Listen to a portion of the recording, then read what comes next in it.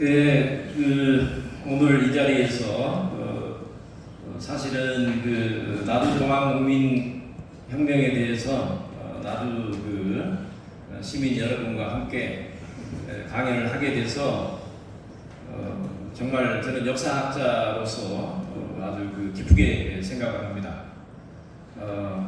오늘 강연이 있기까지 방금 민주노총 나주시 지부장님께서 말씀했듯이 나주시 지부에 아주 물심양면의 후원이 있었고, 그리고 주간 단체로는 나주사랑 시민회, 또 나주농민회, 특히 우리 이 지역의 나주시의 국회의원이신 신종훈 의원실, 우리 지금 받은 자료집, 그 다음에 이 현수막 비용을 다 대줬습니다.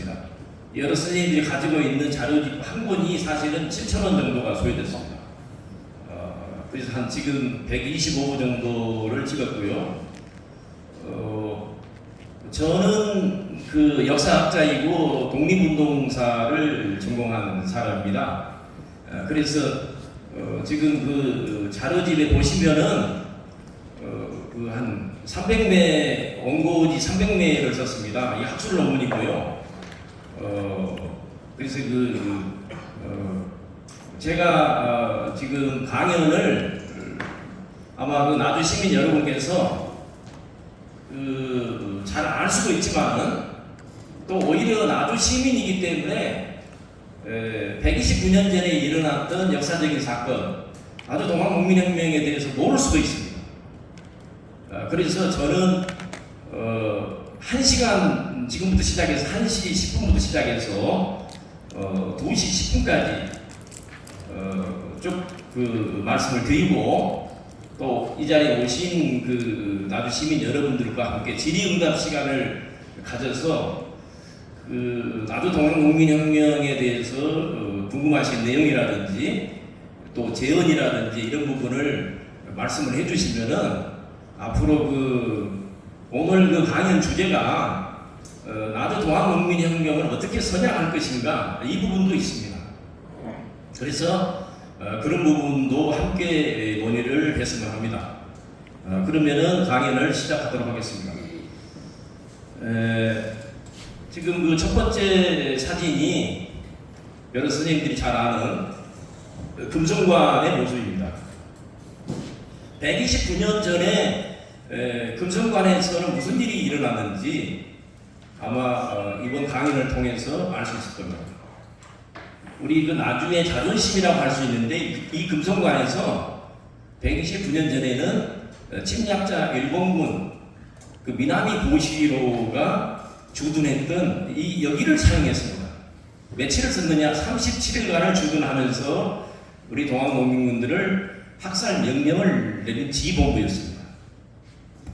그 다음에 서성문이 있습니다. 동학농민혁명의 5대 전투 중에 첫 번째 전투가 서성문에서 일어났습니다. 그 다음에 이 사진을 하나 보시면은 여러 시민 여러분께서 알다시피 나주 초등학교입니다. 지금은 초등학교지만은 129년 전에는 전라 우영의 군대 관군이 있었던 자리입니다. 근데 이 자리에 나주 목사 민종렬이 호남 초토사로 발령을 받아가지고 여기에 동학농민군들을 잡아오게 해서 처형하던 그런 장소입니다. 그 부분에 대해서는 이따 강연을 통해서 하나하나 아실 수 있을 겁니다. 저는 독립운동사를 전공한 역사학자이고요. 주로 항일 투쟁사, 최근에는 전봉준 최시영 독립유공 소원에 대해서 일을 하고 있습니다. 제 주요 논문입니다. 이건 전 학술 논문이고요. 그래서 지금 6개 챕터인데요. 1시간은 제대로 해야만 될 것 같아서 좀 길게 잡았습니다. 첫 번째 장으로는 1894년 나주와 시대 정신으로 제목을 정했습니다. 1894년 하면은 우리 역사에서 그 이전에 봉건 왕조에서 새로운 근대 국가로 넘어가는 우리 근대사가 시작이 되는 혁명이 터진 시기입니다. 그래서 1894년 동학농민혁명이 발발한 시기입니다. 그러면 1894년에 우리나라는 어떤 위기에 봉착했느냐? 두 가지 문제에 봉착했습니다. 우선 그 신분제 체제로 유지되던 그 조선 왕조 체제에 대한 개혁이 있어야 됐습니다. 그래서 신분제 폐지를 주장하는 집강소가 설치가 돼야 되고 폐진개혁이 추진이 되던 대내적으로는 반봉건 민중화 운동이 터졌습니다. 이거를 흔히 1차 동학농민혁명이라고 합니다. 근데 이 동학농민혁명은 반봉건 투쟁에서 끝난 것이 아니고 결국은 침략자 일본이 8,000명을 일본 군대를 거느리고 경복궁을 점령을 해서 고종과 민비를 포로로 잡고 정권을 민씨정권에서 친일 개화파 정권으로 타도를 하고 조선 군대를 해산을 시키고 그래서 우리의 국권이 강탈당한 그런 시기였습니다. 그래서 뜻이 있는 동학국민 혁명에 참여했던 전봉준 장군을 포함한 이분들은 바로 침략자 일본군을 몰아내기 위해서 항일 무장투쟁을 전개를 했습니다. 그래서 이 반일 항쟁을 통한 국권을 수호하는 그런 일이 일어났던 시기가 1894년의 상황이었습니다.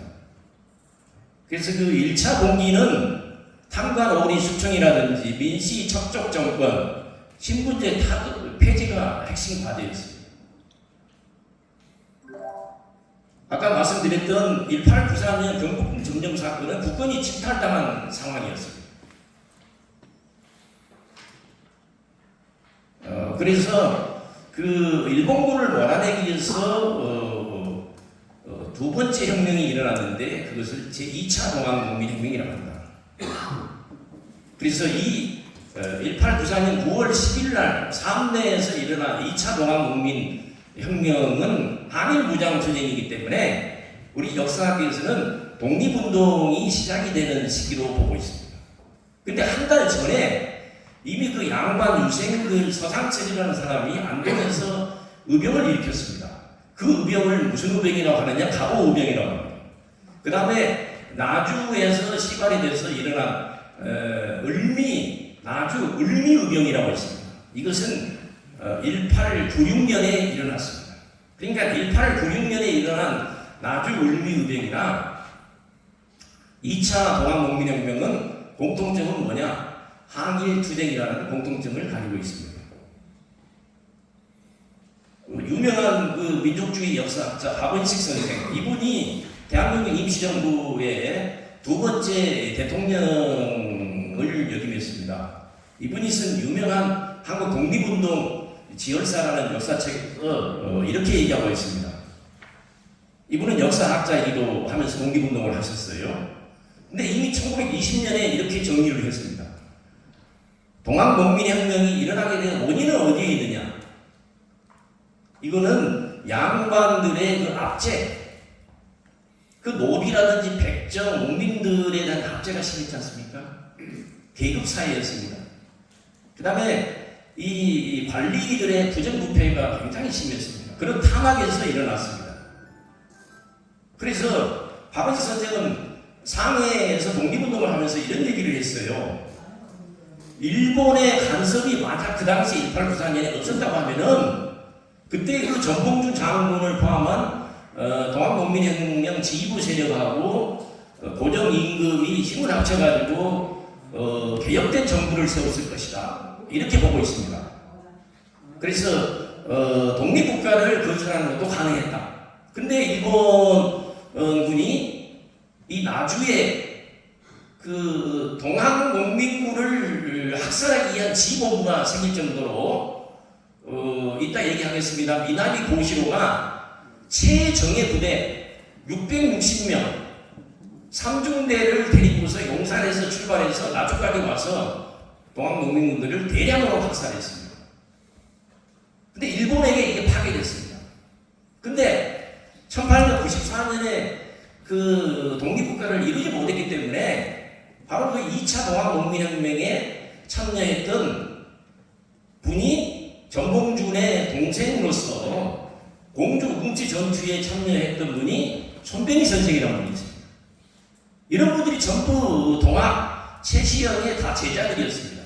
그러니까 우리가 존경하는 김구 선생님, 정봉준 장군, 손병희는 다 해월 최시영의 제자들이었습니다.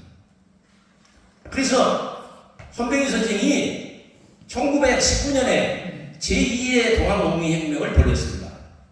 그래서 이때는 천도교가 중심이 되되 기독교와 불교까지도 힘을 모아가지고 거국적인 독립운동을 벌이자. 3.1혁명을 바로 손병희 선생이 이끌었습니다. 그래서 이게 3.1혁명, 이 바로 손병희, 그래서 3.1절 하면은 7,000명이 일본군에게 죽고 15,000명이 부상을 당하고 5만 명이 아주 곤욕을 치른 엄청난 혁명이 바로 3.1혁명이라고 합니다. 우리 민족이 정확히 25년 뒤에 일으켰어요. 박은희 선생은 한국 통사에서 이렇게 썼습니다. 조선 왕조와 대한민국이 망했느냐, 그 원인을 쓰면서 이렇게 얘기해서 한국 통사에서 15년입니다. 이 가보년의 동학난, 흔히 예전에는 그렇게도 불렀습니다. 지금은 동학농민혁명으로 부르고 있습니다만은 이 잘못은 전부 정부에게 있고 인민에게 있지 않다. 만약에 자유를 생명으로 여기는 유럽이라든지 미국의 인민들 같았다면은 그런 폭정을 일삼고 있는 정부는 하루도 용납하겠는가? 폭정과 학정을 일삼는 정권은 타도해야 됩니다. 이게 전 세계의 근대 역사의 전개 과정이었습니다. 존 노크라는 그 영국의 사상가는 인민은 폭정을 무력으로 제거할 권리가 있다, 이렇게 통치를 했었습니다.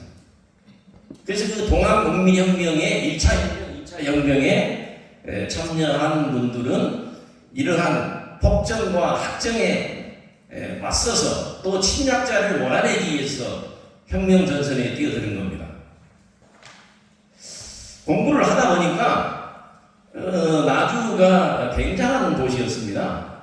또 사실은 전라도에 그 전주에 가명이 있고 그 다음에 나주목이 있고 전라도 명칭의 하나의 소속이 된 나주목이었지 않습니까? 목사가 근무를 했고 굉장한 그 영향력을, 그리고 나주목은 1893년에는 12개 분연을 목사가 전부 관할했습니다. 굉장히 그 세수가 가장 많이 세수를 거둬들이고, 근데 그 여러 가지 문제가 있었기 때문에 1894년에 나주 출신으로서 동학을 믿는 분들 한 1000여 명의 수하를 거느리고 있는 사람을 대족주라고 합니다. 한 400명, 500명의 수하가 있는 사람들을 동학의 지도자를 접주라고 부릅니다. 근데 나주에 이미 1000여 명의 수하가 있는 동학 교인이 있는 오건선이라는 분이 있었습니다. 우리는 나주에서 이분을 기억을 할 필요가 있습니다. 그 다음에 접주가 4명이나 있었어요. 또 접사가 있고 집강도, 집강조라고 하지 않습니까? 집강도 19명이나 있었습니다. 대접주 오건선, 나주 오시였습니다. 삼가리 세동 출신, 양반 유생 가문이었고요. 근데 이분은 고구 농민봉기가 1월 10일 날 일어났는데 고구 농민봉기에도 참여했습니다. 장성 전투 전주성을 함락할 때도 참여했습니다. 백산대에도 참여했습니다. 그리고 2차 동학농민봉기 때도 오건선은 참여했습니다.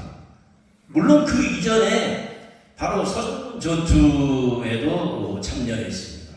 그리고 오건선은 마지막 남산촌 전투에도 참여를 했습니다. 그 다음에 또 우리가 주목해야 할 나주 출신의 동학농민혁명 지도자는 나동환 선생이라고 있습니다. 이분은 나주나시인데 택촌에서 태어나셨고, 그 최재호 선생이 만든 여러 선생님들 아는 인내천 아시죠? 사인여천.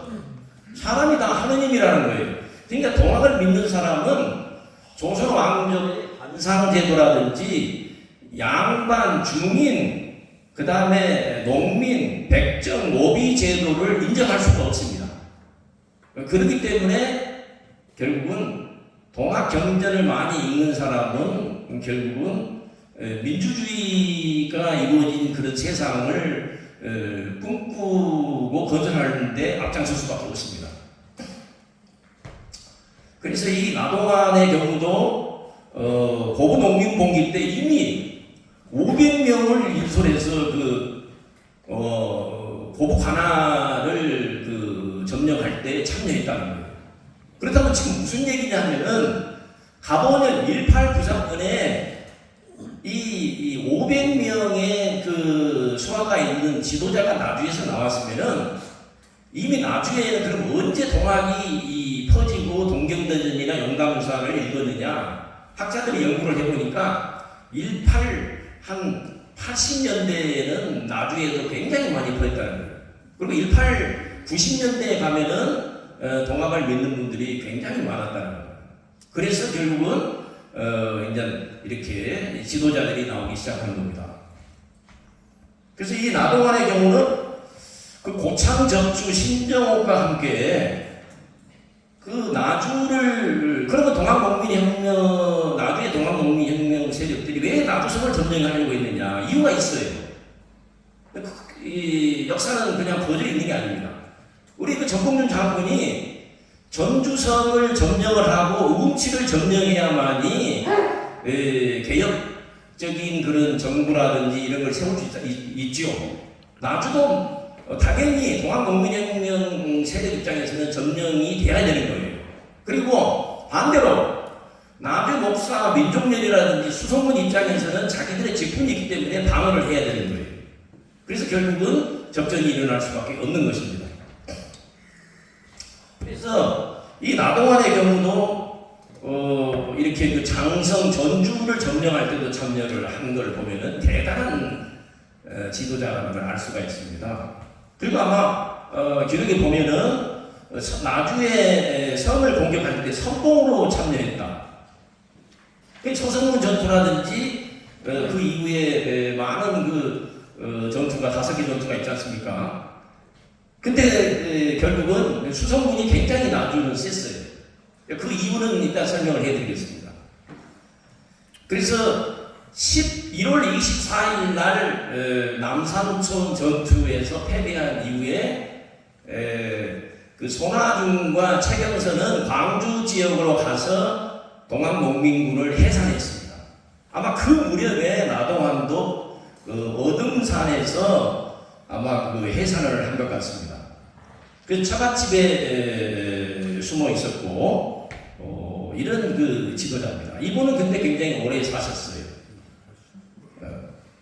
이 나동환이 당시 동학농민혁명 시기 사용했던 칼이 지금 독립기념관에 소장이 되어 있습니다. 양반 그 유생인데도 동경대전을 열심히 읽고서 동학농민혁명에 뛰어들고 지도자가 됐다는 거죠. 그러나 대다수의 나주의 유림들은 전혀 그렇지 않았습니다. 그래서 현재 지금 그 동학농민혁명 지정재단에서 파악한 바로 나주 동학농민혁명 참여자는 현재 106명으로 지금 파악이 됐습니다. 이건 홈페이지 들어가서 검색을 해보면 다 볼 수가 있습니다. 그런데 광주라든지 무안보다도 나주의 동학농민혁명 참여자가 훨씬 많습니다. 이 광주나 무안 경우는 한 40~50명밖에 되지 않아요. 자, 그러면은 이분들은 그러니까 그 나주의 동학농민혁명 세력들은 그 반봉군 투쟁과 항일 투쟁에 참여를 했는데 나머지 그럼 거기에 반대편에 있는 분들이 있겠죠. 그 나주에 향리층이 있습니다. 이분들은 그 나주는 천년 목사골로도 알려져 있습니다. 향리들은 국가로부터 월급을 전혀 주지 않았음에도 불구하고 또 국가가 월급을 주지 않는다는 것은 알아서 수탈을 하도록 이거 합법화시킨 거예요. 그래서 나주에서 밀란이 터지고 이게 혁명으로 이제 이어진 겁니다. 근데 어쨌든 간에 이분들은 그 굉장한 그 재산을 가지고 있었습니다. 우리 지금 역사학자 연구를 상당히 했고요. 그런데 나주 밀란이 이 동학농민혁명이 일어나기 전 한 3년 전 집중적으로 한 10년 정도가 일어났는데 1889년에서 91년까지는 나주 관할을 점령할 정도로 밀란 세력이 셌어요. 그래서 결국 서소문에 나타난 겁니다, 이게. 근데 그게 이미 그 1891년에 그 나주 밀란을 수습했던 이면상이라는 암의 의사가 나주 밀란을 수습하면서 보니까 아주 그 부패를 하고 있는 향리 고재훈이라는 우두머리 향리가 있었어요. 그 밑에 여러분 선생님들 아는 무슨 정석진이라든지 김창균 이런 사람들이 전부 이 시기에 전부 그 고재훈이가 수탈할 때 같이 옆에 있었어요. 그래서 이 사람들에 대해서 정부에서 파견한 전라도 암행원사 이면상은 어떻게 평가를 했느냐? 바로 이렇게 평가를 했습니다. 간사한 향리와 간악한 향리가 대단히 많은 곳이 바로 나주다. 그런데 1891년에는 그 나주 밀란 세력이 나주 관할을 점령했기 때문에 그 나주 목사가 아주 그 곤욕을 치르고 나주 향리들이 또 곤욕을 치렀어요. 그리고 밀란의 주동자들이 그 향리도 우두머리 향리가 호장이 있고 여러 개 그 직급이 있습니다. 밀란 세력들이 향리들의 그런 그 임명을 전부 바꿨어요. 또 구타도 당하고. 그래서 가까스 밀란이 이제 소식이 있는데 3년 뒤에 다시 나주 동학농민혁명 세력들이 서생문에 나타나니까 이 향리층 입장에서는 두 번 다시 나주 밀란을 3년 전에 밀란을 경험할 수 있어요, 없어요? 절대로 경험할 수 없어요. 그래서 배수진을 치면서 민족련이 항상 수성군을 조직을 해가지고 군 지휘관은 전부 누구에게 지휘관을 줬느냐? 향리층에게 줬습니다. 그래서 이 향리층들이 아주 그 죽기 살기로 성을 막아내고 동학농민혁명 참여자들을 학살하는 그 아주 선봉대 역할을 하게 됩니다. 그럼 그 다음에 나중에 또 유림들이 향교도 있고 유림이 있지 않습니까?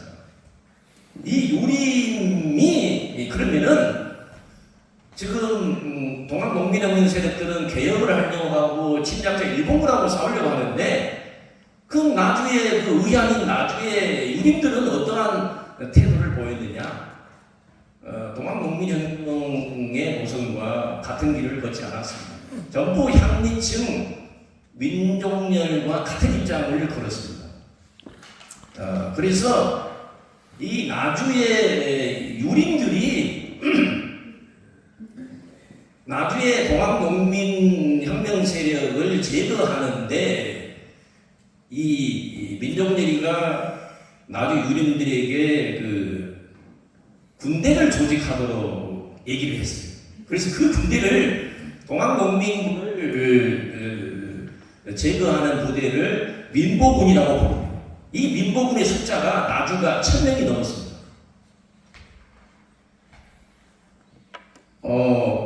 그래서 그 이 민족열 향리층 나주 유림이 결국은 이해관계가 맞았어요.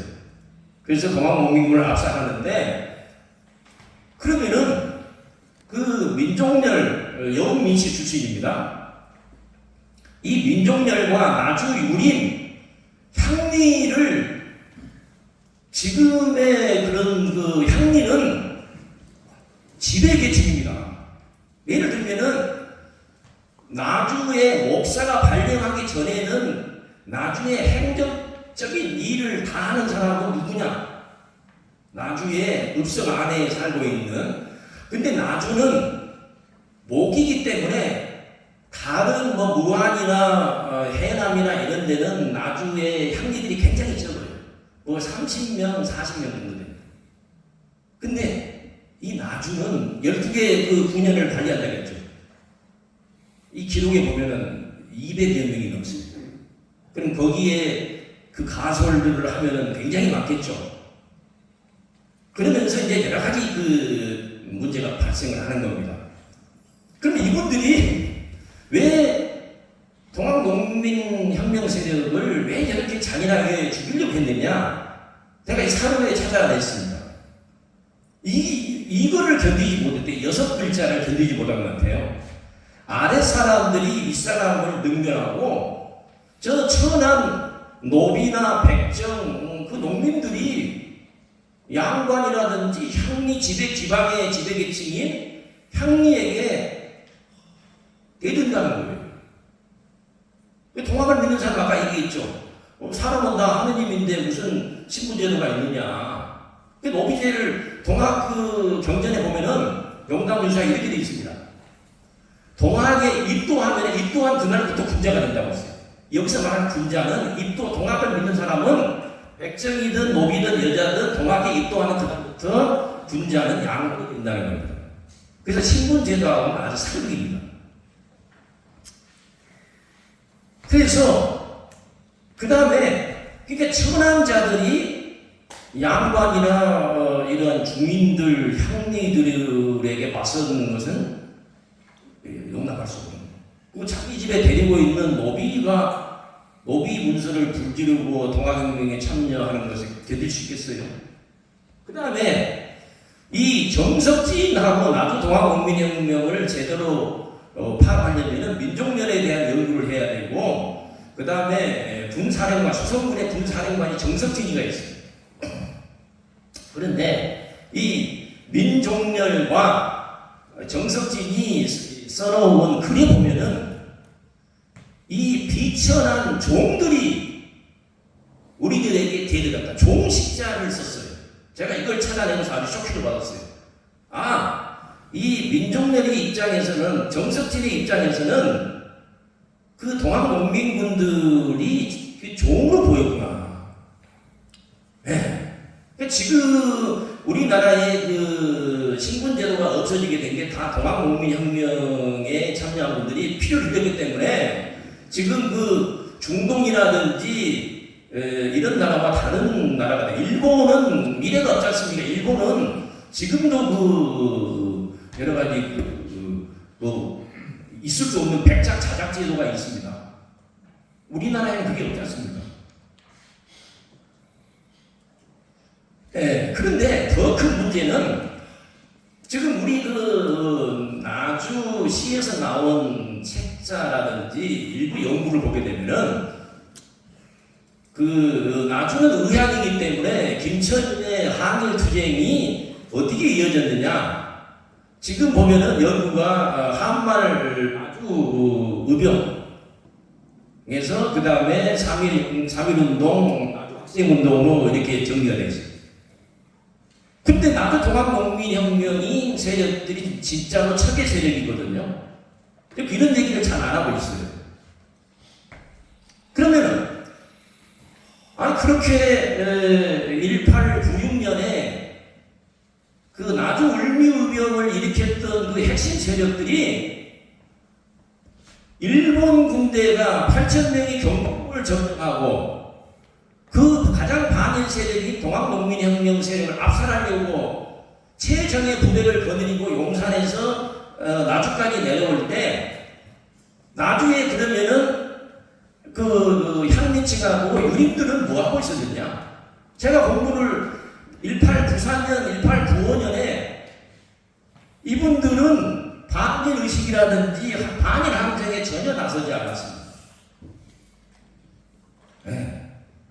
바로 그 나주의 이 시기에는 나주 동학 농민혁명 세력들이 김천일의 항일 운동 노선을 저는 이어받았다. 이 사도에서 제가 그걸 확인을 했습니다. 자, 그러면은 그 나주 동학 농민혁명을 연구를 해본 결과가 이 지금 그 삼자의 세력이 왜 승리할 수밖에 없느냐 이렇게 보여졌습니다. 아주 객관적인 조건을 확보하고 있었어요. 첫 번째는 금성 탕제와 같은 초롱성, 지금은 다 업성이 부서져 버렸습니다만은 나주성을 확보하고 있었어요. 방어 진지 절대로 쉽게 넘어갈 수 없습니다. 그 다음에 동학 농민혁명 세력들이 가지고 있는 무기라고 하는 것은 그냥 하나의 그 시위 퍼포먼스용 뭐 죽창이라든지 아주 뭐 완구 수준이라면은 이 나주의 광군 수송군은 최정예 군이었습니다. 그래서 장대포가 소총이 있습니다. 이 무기로 정부 제압을 했습니다.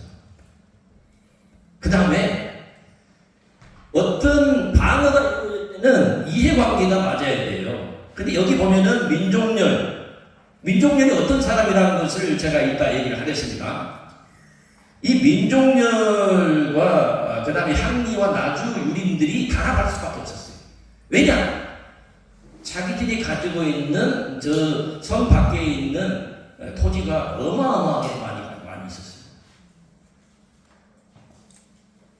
그래서 그 나주 동학농민혁명 세력들은 왜 실패했느냐? 제가 보기로는 방어 진지가 없었어요. 그리고 이게 군사력이 형편없고, 그리고 군사훈련을 농민군들은 받아본 적이 없어요. 이 작전이라는 걸 모르는 거예요. 그냥 무장 시위대에 불과합니다. 그러나 이런 무장 시위대에 대해서도 간군들은 무지하게 죽였습니다. 그리고 지도부가 대단히 아주 전술이 미비했어요. 아주 게릴라 전술이라는 이런 걸 전혀 쓰지 못했어요. 그냥 모여있다가 그냥 대량으로 확산당했어요. 그럼에도 불구하고 이분들은 우리 그 근대, 우리 역사의 시대 정신, 인간이 평등하다는 겁니다. 신분제가 없어져야 되고, 판관오리가 숙청이 돼야 직강수가 설치돼야 됩니다. 그래서 그 대내 시대 정신, 대내 국권 수호, 시대 정신을 누가 차지했느냐? 나주 동학농민혁명 세력이 차지했어요. 이것은 다른 정읍이라든지 다른 지역의 동학농민혁명 세력도 마찬가지입니다. 지금까지 그 나주 동학농민혁명에 대한 연구는 이 정도 연구가 됐어요. 그 전투, 제가 분석을 했어요. 한 14편을 다 읽었습니다. 그리고 향리층 수성군의 조직과 활동, 최근에는 우리 이 자리에 참석하신 나천수 박사님께서 나주 저축, 나동안에 대해서도 논문이 나왔습니다. 근데 지금까지 연구에서 밝혀지지 않는 부분이 있었어요. 그 나주 동학농민 개선서에 보면은 서성문에 나타났는데 왜 나타났는가 연구가 안 돼 있어요. 그 나주 동학농민의 배경에 대한 연구가 부족했고, 그 다음에 5대, 저는 접전이 뭐 7대 전투니 8대 전투니 이렇게 쓰신 분도 있지만은 농민군과 수성군이 접전이 이루어진 것은 5대 전투였어요. 예. 그래서 그럼 5대 전투에서 기존의 연구를 봤을 때 1차 사도에 의거하지 않은 연구였어요. 무슨 연구가 있었냐면은 관군하고 농민군이 서로 그 접전을 벌였는데 양측에서 대량의 사상자가 났다. 이렇게 물타기 소술이 됐어요. 제가 1차 사도를 본 결과 전혀 그렇지 않았습니다. 이것은 5대 전투를 나주 목사 민종렬이 중앙에 보고한 그 문건이 발견됐습니다. 원사료가 나왔습니다. 여기에 각 전투별로 나주의 그 수성군들이 서성군에서 몇 명을 죽였고 남삼천에서 몇 명을 죽었는지 다 포상을 받으려 보고를 했습니다. 토탈 합쳐봤더니 치료소 잡았을 때 수성군이 동학 농민군들을 735명을 죽였습니다. 어떻게 죽였느냐? 전부 포상입니다. 전부 대포하고 소총으로 쏴주겠습니다. 그러니까 735대 0입니다. 그러나 더 중요한 것은 그러니까 쌍방에 사상자가 있었다. 이 전혀 근거 없는 거예요. 더 큰 문제는 어디에 있느냐? 그러면 일본군이 나주에 정통원 본부가 설치되고 나서는 나주에서 얼마나 많이 죽였느냐? 680명 정도가 죽은 걸로 되어 있습니다. 그럼 이 680명을 누가 죽였느냐? 제가 이 부분도 정리를 했습니다. 이 680명 속에서 죽인 자들이 일본군하고 수송군이 합동작전을 벌였습니다. 자, 그 다음에 나주는 본부기 때문에 이 전라도 서남의 지역에서 이 미나미 고시로가 내려온 이후에 1,500명 정도를 일본군하고 중앙에서 내려온 장의원 군대가 있습니다. 중앙의 군대하고 지방의 수송군들이 합동작전을 벌여가지고 그 동학농민군 지도자들을 잡아주면은 지방의 그 수령들이 죽였습니다. 이 수령들이 죽인 숫자가 일본군 미나미 고시로 문서에서 발견됐습니다. 한 1,500명을 죽인 것으로 되어 있습니다. 그 다음에 그 나주 동학농민혁명이 진압되고 나서 누가 그러면은 실리를 얻었는가? 이 부분은 기존의 연구에서는 갑오분공록을 중심으로 연구했습니다. 그러나 갑오분공록보다 더 중요한 1차 사료가 동학 정토인록이라고 했습니다. 여기에 보면은 훨씬 더 나주의 그 향리 수성군들이 많은 이익을 얻었다는 것을 확인할 수가 있습니다. 자, 그러면은 이 1894년 7월 서성군에 동학농민군이 나타나기 전에 그 배경이 두 가지로 정리가 됐어요. 이 3년 동안 나주의 아전들이 가혹한 징세를 했더라고요. 그래서 이게 원인이 돼서 이제 밀란이 터진 겁니다. 근데 그 밀란이 1892년, 93년, 94년에 해결이 안 됐어요. 그래서 94년에 다시 나타난 거였어요. 그 다음에 우리는 나주 목사 민족련에 대한 연구가 제대로 안 됐기 때문에 무슨 뭐 기후만의 그 금속 토평비라는 이걸 가지고 민족련을 봐서는 안 됩니다. 민족련의 전체 인생을 봐야 돼요. 이걸 보게 되면은 민족련은 아주 그야말로 영미시에 민비가 굉장히 챙겨준 사람이었어요. 지방관을 계속 지방관을 역임을 했고 권력욕이 있었고 그렇습니다. 그런데 7월 5일날 서성문 전투가 터지기 전에도 이미 다른 지방관과 달리 민족련은 동학농민군들을 예를 들면 전주화약에서 참여한 우리 나주 지역의 농민들이 귀가했을 때 잡아다가 32명을 죽였습니다. 그리고 저 무안에서도 30명을 죽였습니다. 강경진압책을 썼어요. 이 민족련이라는 사람은. 그래서 이 기록에 보면은 그 1883년대도 가혹한 징세가 비변사 등록이게 나옵니다. 그래서 아주 그 백성들은 죽을 지경이었다 이런 기록이 사료에 전부 나오고 있습니다. 아전들의 농간이 아주 심했습니다. 향리들의 농간, 이 사람들이 전부 세금을 매기거든요. 그래서 아멘 의사가 보조 임금에게 보고서를 봉명서를 했습니다. 이거를 제가 최근에 번역을 했어요.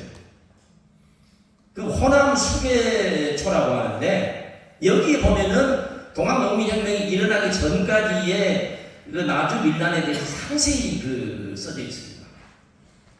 근데 이렇게 쓰고 있어요. 이 호남 아멘 의사가 이 숫자가 이게 아멘 의사를 가리킵니다. 이 임금에게 올린 글 여기에 보면은 나주는 예전에는 공부가 아주 뛰어난 모이였지만 지금은 폐단과 아주 고질밖에 없다. 이 나주는 이렇게 쓰고 있습니다. 불령이나 재산도 해결할 수가 없다. 이 나주의 아전들의 이 농간이라는 것이 더 빠릅니다. 이 임금만이 수습할 수 있다고 했습니다. 근데 고정이나 민비는 나주의 향리들을 해결할 수가 없습니다. 왜 해결할 수가 없느냐? 조선의 임금 중에서 고종과 민비가 바로 매각매직의 당사자였습니다. 그래서 가장 폐단이 심한 지역이다. 이렇게 써있어요. 가장 폐단이 심한 지역이다. 그래서 밀란이 터지는데 1889년에도 이 아전하고 전라 무영의 영장이 힘이 셌어요. 그래서 짜가지고 이렇게 합정을 일삼았어요. 나주에 이미 38개 면민이 밀란에 참여했다고 되어 있습니다. 이때 보면 여기 보세요. 여기에 그 당시 향리의 4명의 사람을 주목해 볼 필요가 있습니다. 바로 이 정석진이가 나오고 있어요. 그 다음에 박재규가 나오고 있어요. 김창균이 나오고 있어요. 최윤용이 나오고 있어요. 이 사람들이 바로 세금을 거둬들이는 사람들이었어요. 예. 그래서 그 90년, 91년에도 계속 침했다 이렇게 나오고 있어요. 91년이 아주 클라이막스였어요. 그 나주 향리 고재훈이라는 사람이, 이 사람 이방인데, 보세요. 그 이면상이 보고 글에 나오고 있어요. 이 조세수탈이 이 쌀로 5만 석에서 6만 석을 착복했다고 나와 있어요. 예. 근데 이때 이 고재훈과 같이 있었던 사람들이 바로 이 사람들이었어요. 예. 그래서 이면상은 이 고재훈과 이 사람들을 전부 간양 관리로 지목을 했어요. 근데 이 사람들이 바로 91년에 그 밀란이 터졌을 때 약 4개월 동안 나주가 점령당했을 때 수모를 굉장히 당했어요.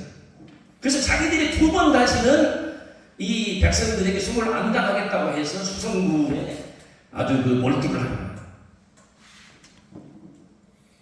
이 내용이 굉장히 깁니다만은 이건 제 자료집에 아주 상세히 제가 써졌기 때문에 시간이 없기 때문에 간략간략하게 넘어가겠습니다. 그래서 천여 수천 명의 무리를 이끌고 이미 91년에도 나오죠. 7월에서 9월이 10월이 아주 심했습니다.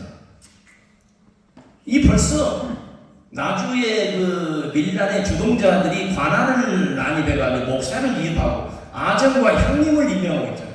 관청의 장부를 조사하고 막 개혁적인 작업을 하고 있는 거예요.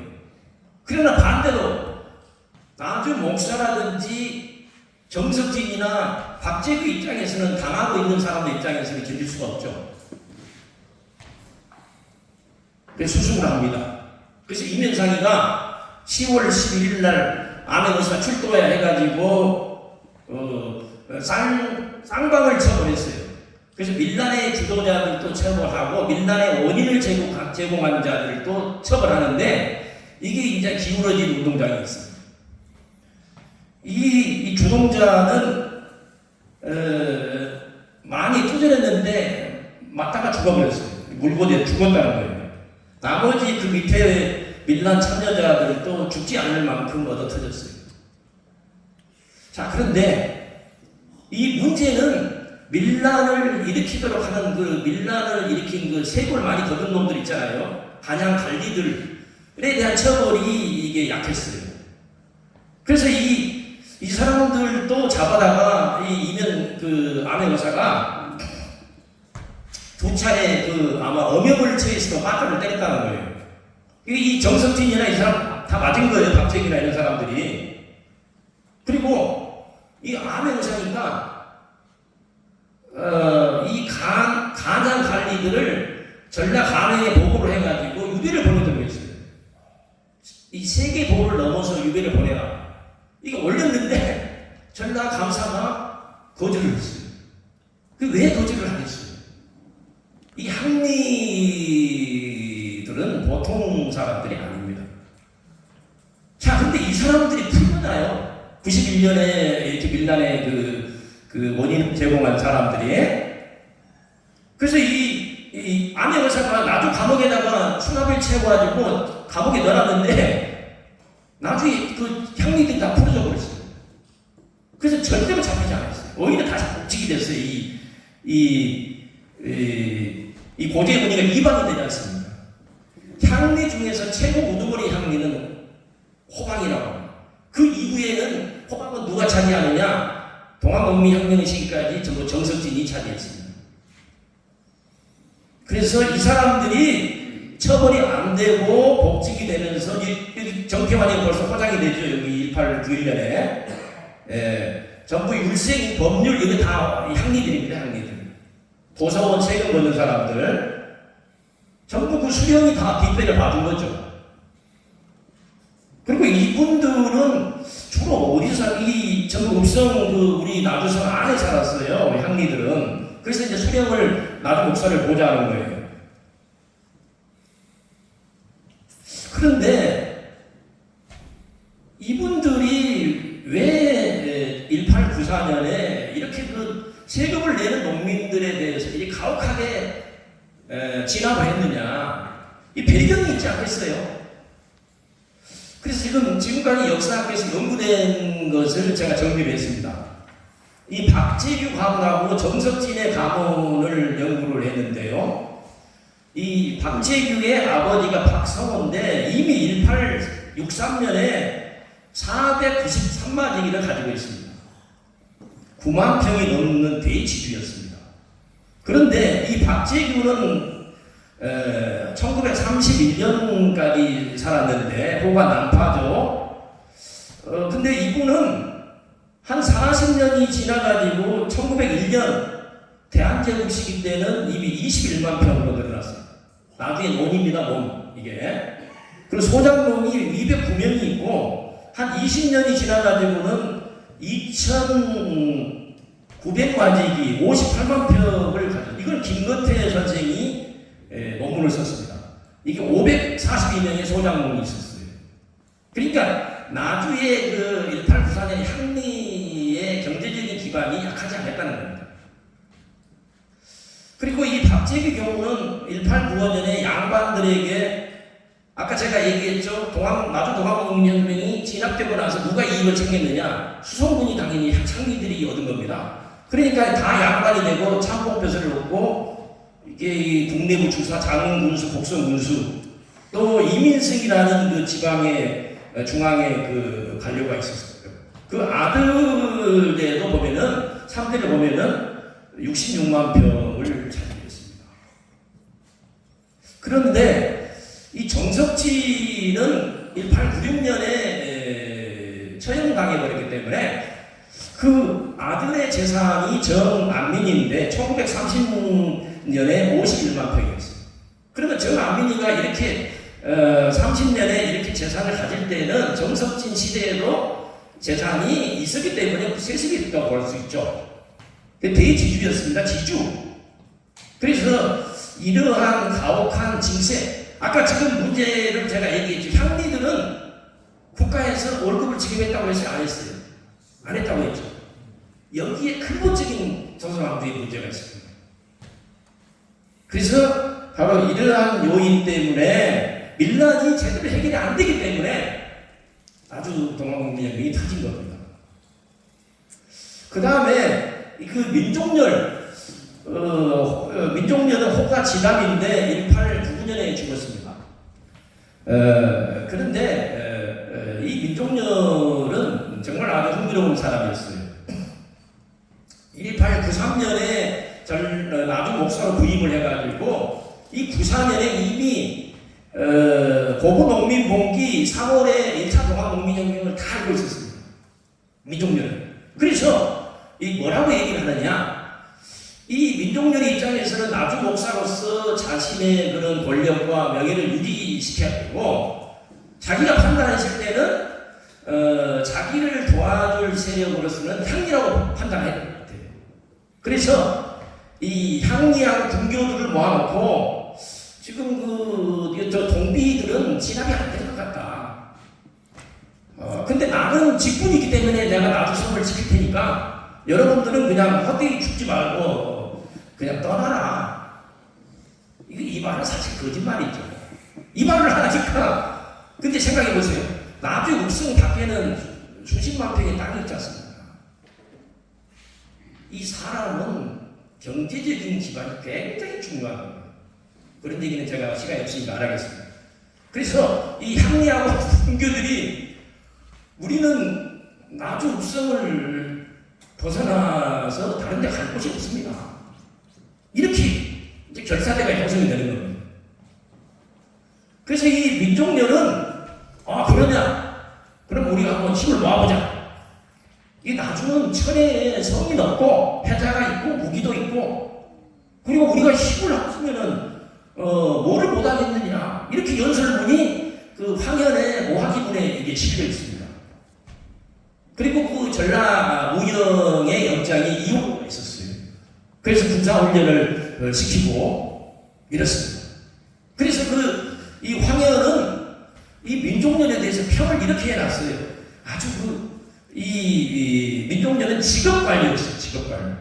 그래서 아주 그 사람을 잘 보냈다는 거예요. 그래서 아주 능수능란했다는 거예요. 이 활자가 사실 그런 뜻으로 제가 번역을 했습니다. 민족련은 그럼 어떤 사람인가? 여롱민이시고 생원시 급제했고 음서 출신이었어요. 이 기록에 봤더니 민비의 눈에 들어서 주요 보호를 수령을 했다 이렇게 되어 있습니다. 그래서 여기 보면은 노서경감에서 전부 상주 목사, 남원 부사, 나주 목사, 그 다음에 호남 초토사를 하고 단양부수로서 끝났죠. 전부 외지를 돌았다는 걸 알 수가 있습니다. 수성부를 조직했습니다. 아까 얘기했듯이 나주 읍성 안에는 바로 이 읍성 안에 살고 있는 사람들을 전부 수성군에 편입시켰어요. 그래서 여기 보면은 향리, 군교, 관노 아시죠? 사령들 시골 매주사 한 1000여 명으로 결사대를 만들었어요. 그리고 이 전라우영의 이원으로 하여금 군사훈련을 시키겠어요. 그래서 예포와 소총훈련을 시켰습니다. 그래서 24개 초를 만들었다고 했는데 전부 아주 최정예. 그래서 이 5대 전투가 치러질 때는 항상 대포 군대하고 소총 부대가 합세되어 있는 포군이 항상 100명이 작전하러 떠났다 이런 기록이 200명이 나갔다 한 600명 정도의 포군이 있었어요. 이 나주에는 군량을 지급했어요. 관군입니다. 관군. 그래서 이 나주 경우는 1897년에도 이미 한 220명 다른 지역과 훨씬 양리들이 아들들이 많다는 걸 알았죠. 그래서 전부 지휘관이고요. 여기 지금 보면은 수성군의 군사령관이 누구냐면은 이 정석진에 대해서는 이렇게 써져 있습니다. 정석진은 완력이 있고 아주 지각하다 이렇게 되어 있어요. 그리고 이 동학농민혁명이 일어났을 때 자기의 재산을 다 투자했다고 털었다고 되어 있어요.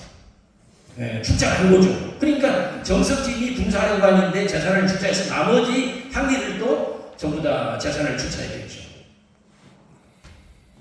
68명입니다. 근데 이 민족련은 동학농민군도 아까 제가 얘기했던 종이라고 얘기했지 않습니까? 여기 보면 동학 도적대들이고 도적대들의 소요였어요. 그러니까 이런 자들은 그래서 죽여도 괜찮다는 거죠. 그러나 수령은 세금 내는 농민들을 함부로 죽여서는 권리가 없어요.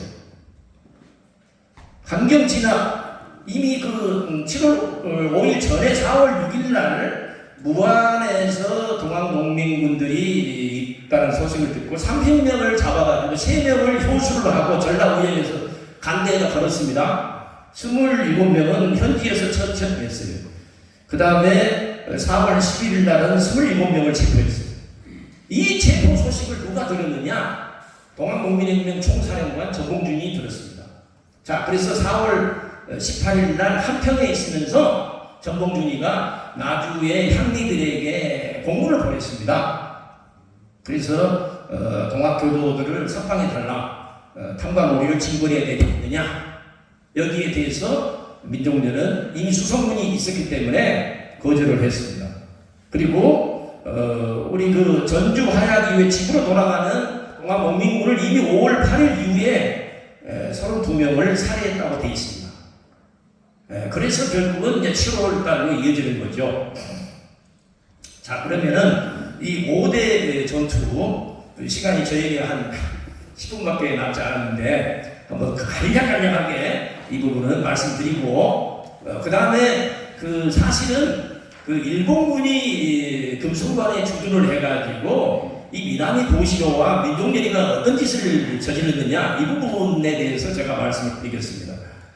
이게 서성문 전투, 제 자료집에 아주 상세히 나와 있습니다. 제가 지금 60분인데 뒷부분이 중요하기 때문에 제가 이 부분 모두 전투는 간략하게 정리를 하겠습니다. 그래서 이 서성문 전투 때 이 동학농민군은 뭐 창 들었다고 했죠. 그냥 무장 시위대인데요. 오합지졸들이죠. 근데 전부 대포하고 장대포로 쐈다고 되어 있어요. 첨보 조총으로 쏘고, 이 대왕포는 돌폭탄인데 한 300m가 나갔답니다. 머리나 몸이 맞으면 그냥 직사했어요. 이런 무기는 사실은 친외적들에게 사용해야죠. 그래서 이게 대왕구라고, 이게 돌폭탄입니다. 이게 마중에 이 돌폭탄이 있어요, 지금도. 이게 굉장히 중요한 유물입니다, 유물. 그 다음에 이 첨보총은 지금까지 안 보여요. 아마 소총이겠죠. 이와 비슷한 총이었을 거예요. 그래서 몇 명을 쏴주겠느냐? 이렇게 되어 있습니다. 민족연이 그 보고 문건에 나와요. 109명을 죽였다고 되어 있어요. 폭살했다고. 총포로 쏴주겠다는 거예요. 제가 이거를 작년, 이 기가 막힌 자료를 연락을 했습니다. 제가 이 논문을 쓰게 된 게 박물관에서 자료를 연락을 했는데요. 이 자료는 사실은 우리 김익태 선생님이 약간 언급을 했어요. 근데 이 전체를 제가 번역을 했습니다만은 여기에 보니까 5대 전투에서 수성군이 동학농민군들을 몇 명씩 죽이고 무엇을 그 노예에게서 가져갔는지 내용이 생생하게 다 나와 있습니다. 이게 보살 동도 수효 성책인데요. 이렇게 되어 있습니다. 몇 명을 죽였는지 이거 다 기록이 되어 있습니다. 1894년 11월 달, 아까 제가 얘기했죠. 11월 24일 날 남산촌 전투 끝났다고 했죠. 그 이후에 보고가 됐어요. 남산촌 그 한박산에 망고로 왔던 사람들이 추워가지고 남산촌 마을에 갔는데, 이 민족연이가 명령을 내려서 정석진 그 수성군들이 3개로 나눠가지고 353명을 죽였습니다. 이렇게 돼 있어요. 이렇게 이 자료입니다. 이게. 그리고 이 초토사 이 글씨는 민족연의 글씨 수교를 했지 않습니까? 이 중앙에 보고한 거죠. 이때 그 수성군 지휘관은 전부 향리층이었습니다. 이족 있어요. 이 정석진은 참고로 그 도통장이기 군사령관이기 때문에 5대 전투에 다 참전을 했습니다. 그 다음에 이제 나주모 관할에 있는 침산 사창 전투, 이게 지금 시간이 없습니다만은 이 침산 전투가 벌어지기 전에 이 정봉준 장군이 서성문에서 109명이 죽었잖아요. 그래서 이 정봉준이가 이 전라 감사의 공문을 가지고 서성문에 10여 명의 소환을 데리고 서성문에 나타나서 민족연이를 만났어요. 그 담화를 했어요. 그때 평화 현상이 됐더라면 그 이후에 많이 안 죽었을 텐데, 민족연은 생각이 정봉준하고 전혀 다른 사람이었습니다. 그래서 이 8월 13일 날이라고 했잖아요. 이거 얼마나 대단합니까? 이 정봉준이 일본의 침략에 대비하는 탄광원이 나주에 집강소를 설치하고 수성군 해산해라. 이 거절했어요. 나는 내 성을 지키는 거다는 거죠. 이 현상 유지하겠다는 거죠. 민족연의 생각은. 그 다음에 이 시간이 없네요. 그 다음에 이 부분은 지금 우리 그 2차 동학농민혁명이 터졌을 때 일본 쪽에서는 동학농민혁명 세력들을 어떻게 보면 가장 반일 세력이 있어요. 그래서 앞으로 이 조선을 식민지화하는데 먼저 청나라 군대도 몰아내고 동시에 동학 농민들을 전부 쓸어야 되겠다. 그래서 이 일본의 그 합참부장 가와카미 병참 총감이 9월 29일 날, 이거는 지금 나머지 전라도의 나중에 3대 전투가 터지기 전에 일어난 겁니다. 모조리 동학은 모조리 살려갈 것. 3개 중대 파견이 이날 결정이 됐어요. 그래서 그 미나미 무시오가 3개 중대 병력을 데리고 내려오게 됩니다. 이렇게 돼 있습니다. 이게 뭐 학살하라고 돼 있잖아요. 이때 이토토미가 이때 일본 수상이었습니다. 이게 이 동학농민혁명 시기의 수상이고, 이자가 통감부를 설치했고 안중근 의사에게 잘 죽었죠. 이렇게 공문이 나가니까 일본 병창 이토 시케요시가 동학당을 죽여 없애라. 미나미 고시라가 예 알겠습니다. 그래서 다 죽이죠. 일본 조선군 지휘권 전부 미나미 고시로가 차지했어요. 그러니까 이 전시 작전권이라는 것은 굉장히 독립국가에서 굉장히 중요하고, 이거 다 뺏겼어요. 심지어 지방관도 미나미 고시로가 다 명령을 내리죠. 그래서 용산을 출발해서 내려오고,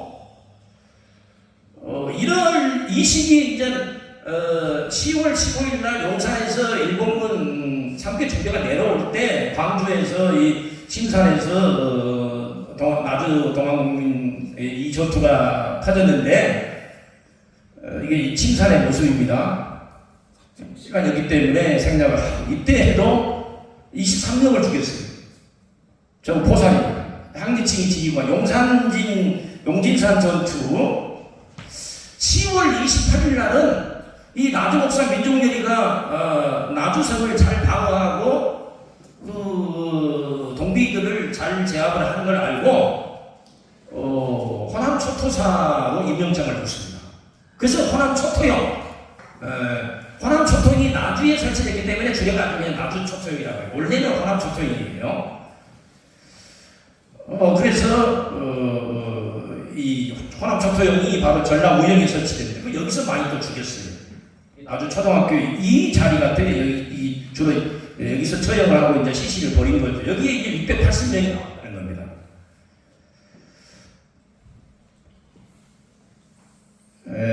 이 지금 그 용진산 전투부터 유림들이 민보군을 결성했다고 얘기했잖아요. 양반들이 군대를 만들었어요. 그래서 참여를 합니다. 21명을 죽였네요. 용진산 전투에서. 지휘관은 향리들이고, 전부 이 4명은 다 참여를 했습니다.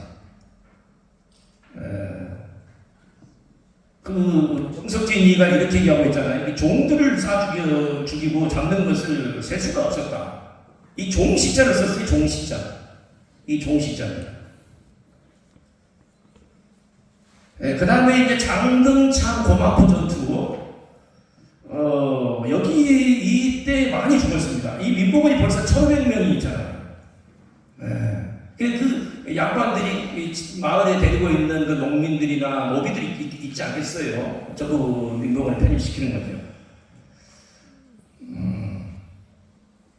그래서 여기서 그 장등창 전투에서 이 산 위에 농민군이 있었는데, 대포를 쏘니까 농민군들이 이제 원래는 고마포에서 있다가 장등창으로 왔었는데, 무안에서 고마포 이 장등역까지 와서 거기까지 왔는데 해산을 시키니까 이 동학 농민군들이 그 밑으로 다시 관군이 힘이 센 걸 알고 고마포로 되돌아가려고 했어요.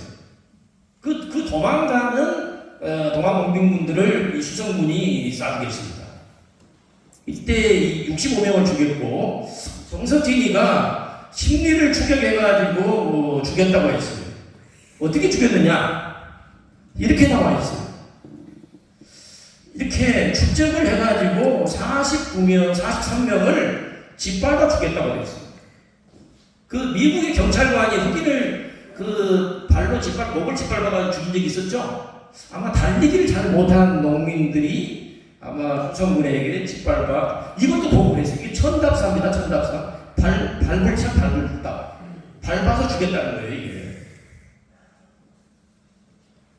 고마포에서 충격을 받은 인간들 얼마나 그 전투력이 없는 농민분들이 고마포 다리 건너다가 떨어져서 수백 명이 죽었는데 숫자가 불분명하고 있습니다.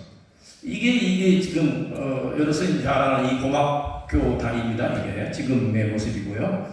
근데 여기 봤더니 그날 저녁에도 수성군이 21명을 죽였는데 129명을 죽이고 그 다음에 이 나주 유생 양상현이라는 분은 한 300명 정도를 장등참하고 고막포에서 한 300명이 넘었다 죽은 사람이. 근데 어떻게 죽였느냐? 이 유생이 이렇게 썼어요. 다적 멸견이라고 해서 많은 도적들을 개를 죽이듯이 죽였다. 이런 표현을 썼어요. 이건 나중에 우리분들이 아까 제가 얘기했죠. 천한 사람이 귀한 사람들을 능멸하는 것에 대해서 그 당시에는 견딜 수가 없었다는 거죠. 그러나 그런 사람들의 희생 때문에 역사가 발전한 겁니다. 이 향리층, 그 다음에 특이한 사료를 발견했습니다. 제가 지금 10분이 좀 넘어버렸는데 5분 내에 끝내겠습니다. 이 유기현이라는 나주 유학은 민보군을 500명을 결성했는데 동안 농민군 우두머리를 54명 죽이고서 54명의 귀를 잘라가지고 민족들이 갖다 바쳐가고 있습니다. 이런 자료가 나왔습니다. 그래서 이 사람이 가부등록록에 올라갔습니다. 이 유기현에 대해서 연구를 좀 더 깊게 할 필요가 있습니다.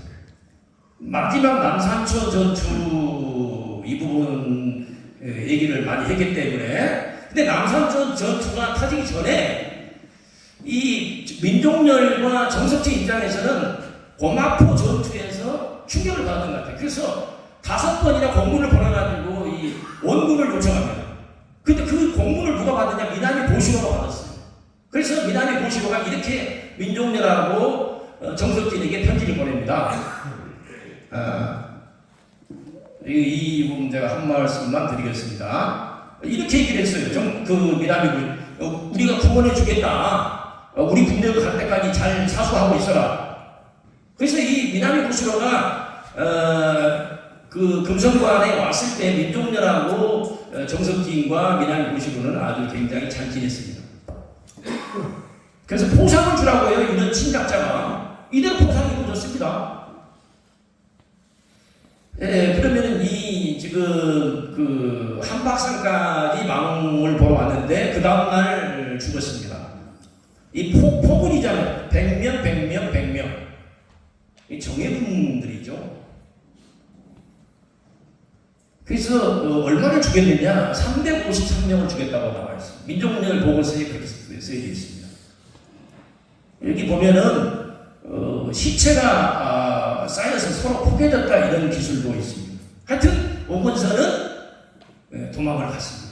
그래서 나주 출신인데 죽을 때까지 절대로 나주에 돌아오지 않았습니다. 남산천의 모습이 이때 아마 시신들이 들판에 아주 포개져 있었다는 353명이. 이 민족열도 이렇게 썼어요. 자기가 쓴 보고서에 종식자를 썼더라고요. 아주 잘 죽였다는 거죠. 그러면서 뭐라고 하냐면 민족열은 우리 관군은 단 한 명도 죽지가 않았다. 이런 얘기를 하고 썼습니다. 보고서에 보면은. 그래서 한 최소 5대 전투에서 735명 그 양상형의 그 글을 합치면 한 806명 정도. 그러면 이분 향리층이 왜 이렇게 그 1894년에 왜 이렇게 많이 죽였는가? 저는 이게 학자이기 때문에 궁금했어요. 그거는 91년에 그 밀란을 자기들은 다 2번 다시 경험하고 싶지 않았어요. 읍권이 뺏기고 자기들이 그 지배층인데 이 쌍놈들이 천한 사람들은 당한 거 아니에요. 네. 그래서 강경 진압을 한 걸로. 자, 이제 미나리 그 고시로가 나중에 나타났습니다. 언제 나타났냐면 12월 10일 날에 나타났습니다. 정확한 부대 명칭은 호비보병 독립 19대대 대대장이었습니다. 3중대를 이끌고 왔는데 대대장이었습니다. 이자가 금성관에 일본 정토 동학정토군 본부를 설치해서 동학농민군을 학살을 진두지휘했습니다. 이렇게 기록이 나와 있습니다. 일본 동학정토군 본부, 일본 호위호명 19대대 주둔지, 이 금성관의 그 금성관 그 설명문에는 이런 내용이 전혀 없었어요. 제가 보니까 37일을 주둔했습니다. 정확히 일본이 미나미를 다 썼어요. 예. 근데 이 미나미 고시로가 오니까 나중에 수성군들하고 민족들이는 합차가 엎드렸어요. 그 농민군들에 대해서는 그 무자비하게 학살하던 자들이. 그래서 이 나주, 동원, 관할을 다 일본군이 장악했어요. 그 심지어 사대문의 그 보초를 다 일본군이 졌다고 돼 있어요. 그 민족들은 어디로 갔느냐? 노방청, 관로들이 거처하는 그 기관으로 거기에 있었어요. 그래서 민족들 그 미나미 고시로가 시키는 대로 다 합니다. 이 금성관 그리고 학살 명령 10일 다음부터 11일부터 그냥 학살 명령이 떨어집니다. 이 미나미 고시로가 초면 안 하고 내 기록이 보면 모조리 그냥 죽이 없애라고 돼 있어요. 죽일 천사입니다. 죽이 없애는 열자. 그래서 해남, 장흥, 무슨 전부 다 죽이죠. 그래서 이 서남의 지역은 일본군, 그 다음에 중앙에서는 관군, 그 다음에 각 지역에 있는 수성군이 합동작전을 벌린 거예요.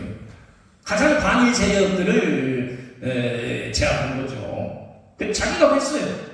닥친 대로 다 죽였다.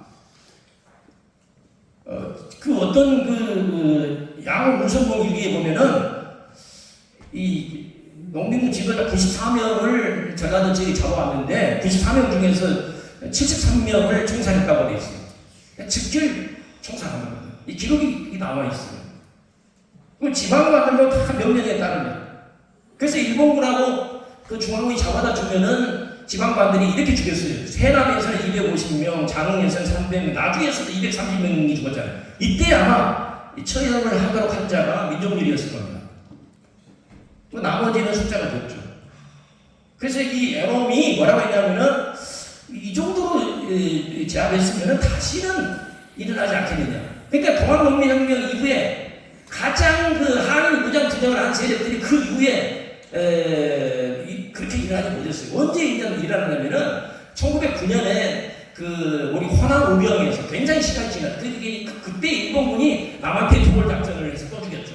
근데 이때는 더 많았습니다. 그래서 이렇게 15개 지역에서 죽였어요. 그런데 나주를 봤더니 일본 미나미 고시로 보고문건에 230명을 죽였다고 했는데 상등병 일기가 최근에 발견되고 번역이 됐습니다. 여기 봤더니 680명으로 나왔어요. 아주 자세히 있었어요. 그 집으로 돌아가는 그 농민군들을 민병, 이게 이제 수성군입니다. 이게 일본 군대가 힘으로 해가지고 죽였다. 매일 12명에서 103명, 680명을 죽였다고 했죠. 근데 이 항일 세력들이 시신이 아까 얘기했던 나도 그 초등학교 그 동쪽 울타리 끝에 있었는데 이 시신을 와 새가 먹이감을 썼다는 겁니다. 이 처형 장소입니다. 이게 일치합니다. 이게 680명 이 장소입니다. 이게. 이 안에 아마 전라무역이 있었겠죠. 그 다음에 일본군이 나주에 온 이후로 12월 10일부터 뭔 짓을 했느냐? 그 재물을 약탈하고 통제를 겁탈했다고 했습니다. 자, 이런데 민족련과 이 전라무역의 영장이원은 전혀 제지를 하지 않았다. 이렇게 기록이 되어 있습니다. 황연의 오화기문에 나와 있습니다. 그 다음에 민족련은 그 미나미 지역에 항상 대일본 대대장 합파 이런 표현을 많이 썼어요. 그 다음에 미나미 고시로가 나주를 떠난 이후에 편지가 최근 일본의 미나미 고시로 문서가 발견됐습니다. 여기에 그 민족의 편지가 나왔는데 일본군이 이세를 떨치니까 동학농민군의 기세가 아주 줄어들었습니다. 그 미나미 고시로가 아니면은 어떻게 동학농민군을 색출할 수 있겠습니까? 이런 그 편지를 썼어요. 이 민족련과 제가 이걸 공부를 하면서 민족련과 같은 자가 계속 공무원으로 있으면은 저는 나라가 망할 것 같아요. 결국은 그 뒤로 결국은 10년 뒤에 을사저에게 체결되고 15년 뒤에 나라가 망했죠. 송별회를 열었어요. 민족예리가 1월 12일 날 이 기록이 다 있습니다. 그 다음에 이 나주 수성군들이 그 일본군이 주둔할 때 굉장히 많은 농민분들을 죽였어요. 그 왜 죽였는가? 미나미 고시고가 글을 써놨어요. 그거는 나주의 남산천 전투에서 참전한 사람들이 한 10,000명이 넘어가지고 흩어지고 해산했는데 그 사람들이 그 자녀병들이 장흥하고 해남하고 강진으로 갔어요. 그래서 이제 장흥 전투를 막 이렇게 벌였을 거 아니에요. 그럼 거기서 잡혀온 사람들을 신문하다 보니까 수성군에 신문하다 보니까 너 예전에 나주에도 서들어왔었지. 뭐 그렇다고 한 사람들은 살려두겠어요, 죽였겠어요. 그래서 미나미 고시로는 동학농민군의 시체가 많은 이유가 이 수성군이 반 죽였다고 돼 있어요. 일본군이 죽였죠. 같이 죽인 겁니다. 후타 이루 말할 수 없는 그 나주 수성군이 그 체포하고 수성 후타하는 부분. 그 다음에 마지막으로 나주 동학농민혁명의 결과 아까 제가 얘기했습니다. 시간이 너무 많이 흘려버렸는데 간단하게 요약하자면은 수성군하고 양반 유림들은 이익을 많이 챙겼습니다. 이렇게 정리할 수 있겠습니다. 끝나고 난 이후에 수성군은 전부 유학이 됐습니다. 이것은 양반 향리 신분에서 양반 신분으로 인정을 해준 겁니다. 그리고 전부 감옥공동록에는 5분의 4가 전부 나주 향리층이 보상을 받았습니다.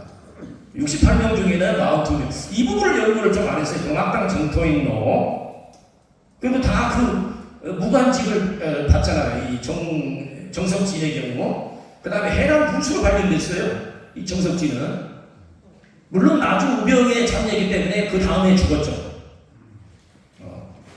이렇게 다 받았습니다. 출신 사과. 이게 이 정육품벼슬이자 사과, 유학 다 받았어요. 보상을 아주 제대로 챙긴 거죠. 그러면 동학농민제자는 뭐가 되느냐? 역전입니다, 역전.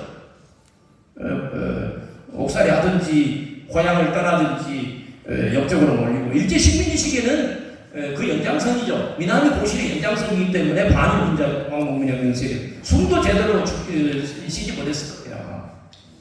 이때도 해방 이후에도 제대로 대접을 받지 못한 거고요. 최근에 들어가지고 동학농민혁명은 특별법이 만들어지고 국가기념일이 됐고 지금 여러 가지 많은 행사들이 이루어지고 있습니다.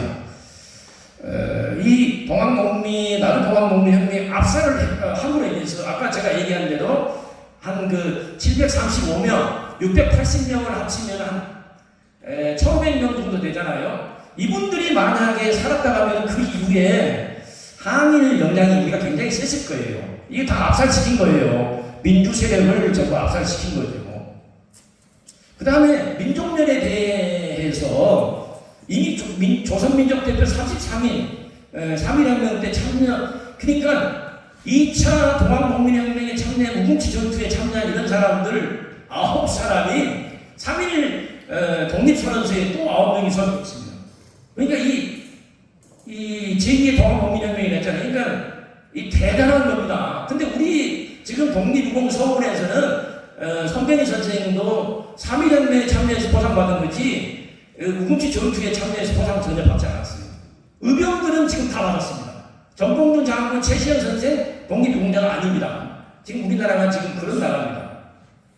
그래서 이 민족련에 대해서 조선민족 대표 33위 권병덕이가 선생이 뭐라 했냐면은 이 민족련 그 다음에 이승우 이런 사람들이 망고에 없는 대학정이었다 이렇게 표현했어요.